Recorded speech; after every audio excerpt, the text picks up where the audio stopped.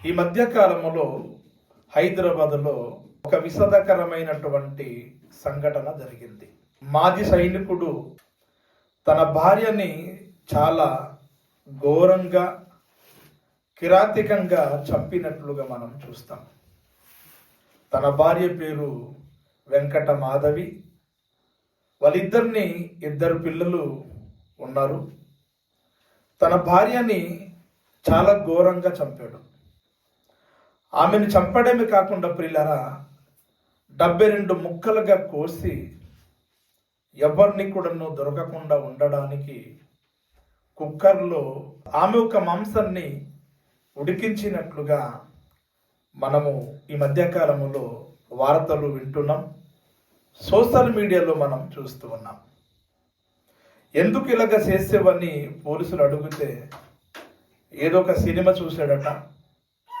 ఆ సినిమాని చూసి ప్రేరేపించబడిన వాడై తన భార్యని ముక్కలు ముక్కలుగా కోసి పిల్లల కుక్కర్లో ఉడికించడం అనేటువంటిది జరిగింది. ప్రియమైనటువంటి దేవుని వర్లరా, పోలీస్ సిబ్బందికి దొరకకూడదు అని, తన కుటుంబ సభ్యులకు దొరకకూడదని ఇల్లు శుభ్రంగా ఊడిసి శుభ్రపరిచి స్మెల్ రాకుండా ఉండడానికి మరి రూమ్ అంతా కూడా స్ప్రే వాడినట్లుగా మనం చూస్తాం. ప్రియులారా, ప్రియమైనటువంటి దేవుని వర్లరా, ఇంత ఘోరంగా నిజంగానే మరి తెలంగాణలో కానీ మన ఆంధ్ర రాష్ట్రంలో కానీ మరి ఇంతవరకు మనము చూడలేదు. కనీసము తన భార్య పట్ల ప్రేమ లేదు, కనికరం లేదు. ఇష్టం లేకపోతే భార్యని విడిచిపెట్టలేమో, కానీ ఇంత ఘోరంగా ఇంత కిరాతికంగా చంపడం అనేటువంటిది చాలా అన్యాయము, అది చాలా ఘోరమైనటువంటి పాపము అని ప్రతి ఒక్కరు కూడా తెలుసుకోవాలి ప్రియులారా. అంతేకాకుండా ప్రియులారా, పోలీసులు అతనికి విచారించినప్పుడు కనీసము తన భార్య చనిపోయింది అని బాధ కూడాను తన ముఖములో కనబడలేదటండి. అంతేకాకుండా ప్రియులరా, తన భార్యకు చంపినందుకు కనీసం తన హృదయములో తన మనసులో పశ్చాత్తాపం కూడాను కనబడలేదు. ఎందుకు చంపేవు అంటే ఎన్నో కారణాలు తాను చెప్తూ ఉన్నాడు. కనీసం 2 పిల్లలు ఉన్నారని కూడాను గమనించకుండా ఆలోచించకుండా ప్రియులారా తన భార్యని చంపడం అనేటువంటి చాలా ఘోరం ప్రియులారా. ఏమైనటువంటి దేవుని వర్లారా, తాను క్షణిక ఆవేశముతో తన భార్యను చంపలేదు కానీ ఒక పక్క ప్లానింగ్తో తన భార్యను చంపినట్లుగా విచారణలో తేలింది ప్రియులారా. ప్రియమైనటువంటి దేవుని వర్లారా, జైల్లో ఆయన 14 రోజులు రిమైండింగ్కి వెళ్ళాడు. ఎంత మూర్ఖత్వంగా ఎంత కఠినంగా మాట్లాడుతున్నాడంటే ప్రియులారా, నాకు లాయర్ వద్దు, నాకు బెయిల్ వద్దు అని చాలా కఠినంగా మాట్లాడుతూ ఉన్నాడు. నేను జైల్లోనే శిక్ష అనుభవిస్తాను అని చాలా కఠినంగా తాను ప్రవర్తిస్తూ ఉన్నాడు.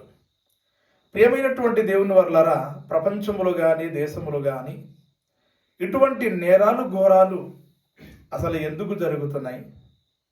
దీనికి కారకులు ఎవరు? దీనికి కారణం ఎవరు అన్నటువంటిది ఈరోజు చాలామంది గ్రహించలేకపోతూ ఉన్నారు.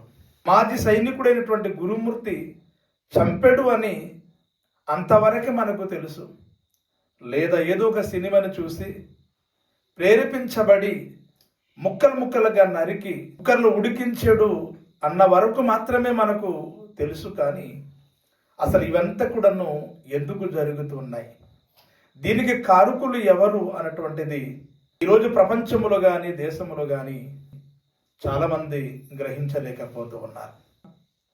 కానీ ప్రియులరా, బైబిల్ ప్రకారంగా మనము ఆలోచించగలిగితే, లోకానుసారంగా కాకుండా బైబిల్ ప్రకారంగా మనం ఆలోచించగలిగినప్పుడు అసలు ఇటువంటి పరిస్థితి ఎందుకు జరుగుతున్నాయి?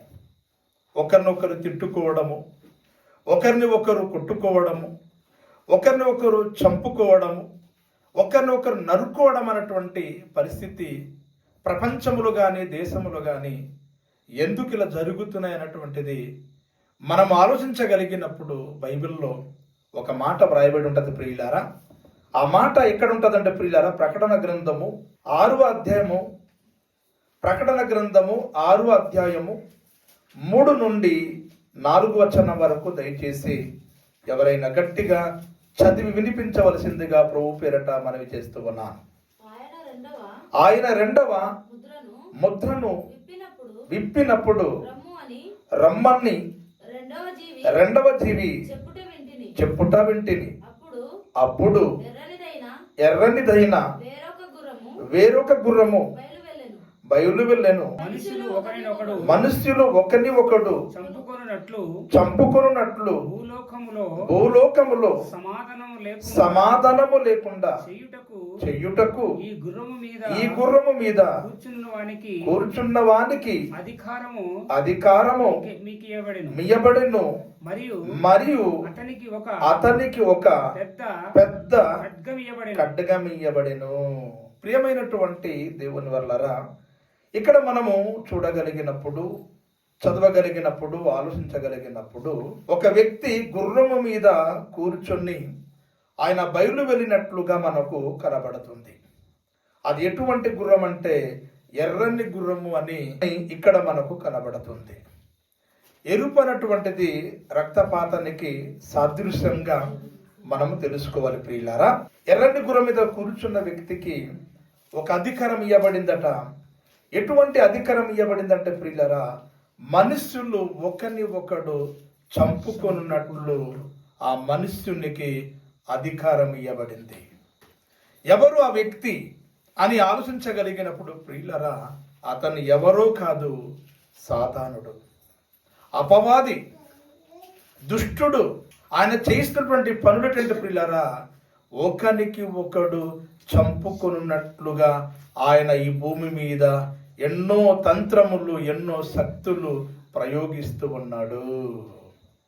అందుకే ఈరోజు భార్యాభర్తలు ఒకరిని ఒకరు కొట్టుకొని చచ్చిపోతూ ఉన్నారు. తల్లిదండ్రులు ఒకరిని ఒకరు కొట్టుకొని చచ్చిపోతూ ఉన్నారు.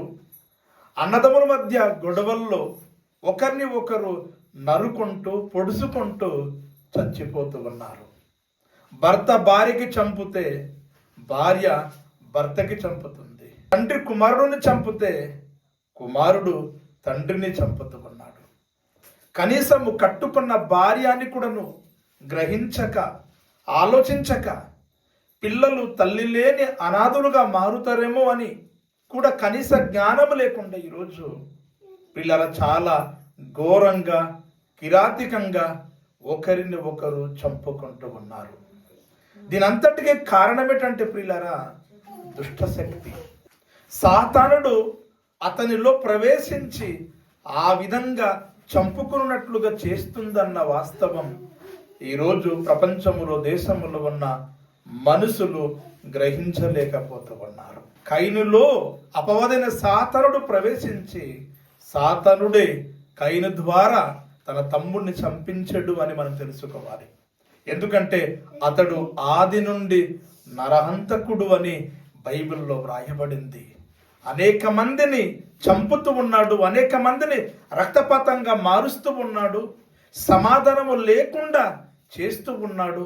భార్య భర్తల మధ్య గొడవలు పుట్టించి, అన్నదమ్ముల మధ్య గొడవలు పుట్టించి, కుటుంబాల మధ్య గొడవలు పుట్టించి, దేశాల మధ్య గొడవలు పుట్టించి, రాష్ట్రాల మధ్య గొడవలు పుట్టించి, సమాధానం లేకుండా చేస్తూ ఒకరిని ఒకరు చంపుకునేటట్లుగా చేస్తూ ఉన్నాడు దుష్టశక్తి.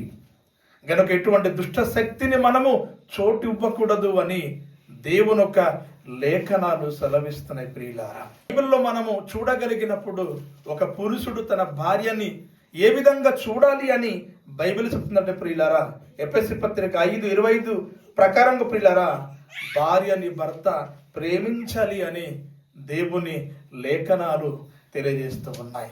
దేవుని ప్రేమని బట్టి కట్టుకున్న భార్యని ప్రేమించగలిగినప్పుడు భార్యని ఎవడు కూడాను చంపడు.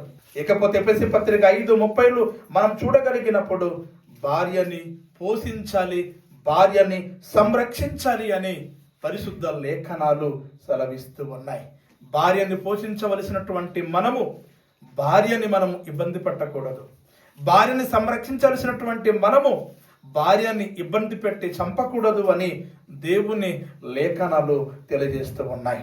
1 పేతురు 3:7 ప్రకారంగా చూసినట్లయితే ప్రియులారా, కట్టుకున్నటువంటి నీ భార్యను నువ్వు సన్మానించాలి అని, గౌరవించాలి అని, ఆమెను అవమానపరచకూడదని, ఆమెను గొప్పగా చూడాలి అని, ఆమెను మంచిగా చూడాలి అని ఇటువంటి మాటలు పరిశుద్ధాత్మ దేవుడు ప్రేరేపించి వ్రాయించి ఉన్నాడు ప్రియులారా. కొలస్సీ పత్రిక 3:19 ప్రకారంగా చూసినట్లయితే ప్రియులారా, భార్యలను నిష్ఠూర పెట్టకండి అని దేవుని యొక్క లేఖలు సెలవిస్తున్నాయి. అనగా భార్యని మనం బాధ పెట్టకూడదు, ఇబ్బంది పెట్టకూడదు, తన మనసు హృదయము కృంగిపోయేటట్లుగా మనం చేయకూడదు, మానసికంగా శారీరకంగా కృంగిపోయేటట్లుగా చేయకూడదు అని దేవుని యొక్క లేఖనాలు తెలియజేస్తూ ఉన్నాయి.